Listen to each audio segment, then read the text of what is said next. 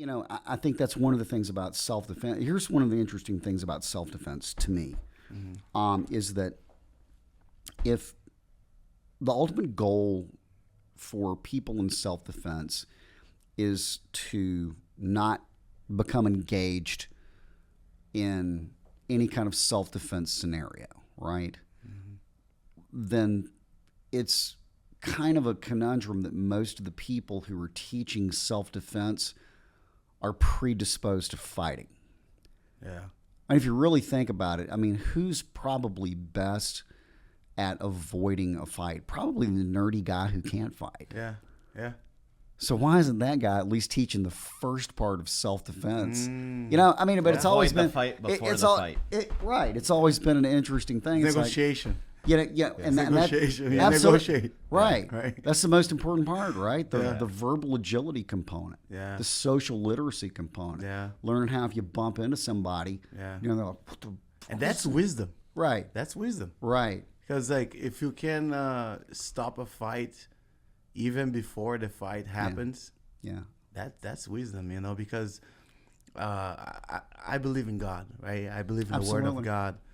And there's a lot of wisdom there, Mm-hmm. And there's a verse that says a rough response causes even more rough response. Like if somebody goes angry against you and then you reply with the angriness, it's gonna go crazy, Right. Because people think like, oh, I'm right, you're wrong, and then no, you're wrong, I'm Yeah. right. And then you just go like that, and then the altercation like start escalating, and the violence like comes, and then I think like this is wisdom when you can negotiate and then just slow down everything. It's the best that we can do, right? And not only negotiating, but I mean, and this, I learned this as an undercover officer is, deflecting. Because here's a good example. You're in a bar, and you're looking in a certain direction, and a guy looks at you and is like, "Are you looking at my girlfriend?" Yeah. No. Yeah, you are. You're looking right over there. It's my girlfriend. You're looking at my girlfriend. No, I'm not. Yeah, you are. No, I'm not. Yeah, you are. No, I'm not. And that's not going anywhere. Yeah. Yeah. That's not going anywhere, right? So how do you deal with that? Okay. Can you lie to support a tactical end state of resolution? Sure. Yeah. I mean, in 2 years of undercover work, if I would have never bought drugs, if I didn't lie, I was a professional liar for 2 years. So, maybe the guy. And you see with the guys face to face. Yeah. I met maybe a guy like that. Oh yeah, and maybe crazy. the guy now looks at me and he says, "Hey man, you looking at my girlfriend?" I was like, "Man, your girlfriend looks just like my sister who passed away from leukemia like 3 years ago." Wow. And I just got lost.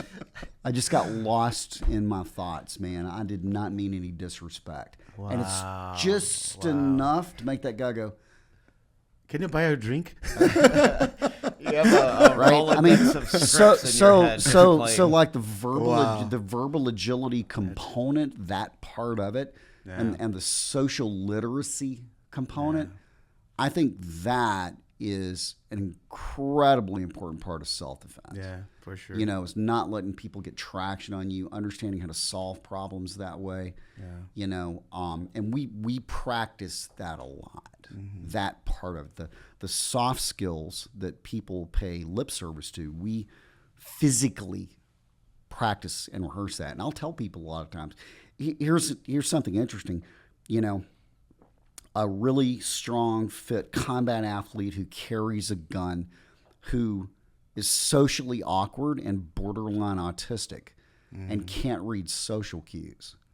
Maybe that guy doesn't need as much mat time or as much range time. Maybe what that guy needs is to go to Toastmasters and learn how to speak in front of a group of people. Wow. And talk his way out of things. Or maybe he needs to be exposed to a wider variety of people. The tech nerd that spends all day in a cube farm and doesn't have any human interaction. Maybe what that guy needs to do is, go work at a homeless shelter. And those scary looking people on the street corner, are they really scary? Are they really going to try to take your life? He needs a little bit more exposure to the world. And especially with people that carry guns, I'm just a huge fan of them expanding their social literacy. Huge fan of that. If you're going to carry a gun in public space. So that to me is as important in self-defense as any kind of physical skill. Amazing. Yeah. This is awesome. Yeah. Yeah, I love this. Yeah.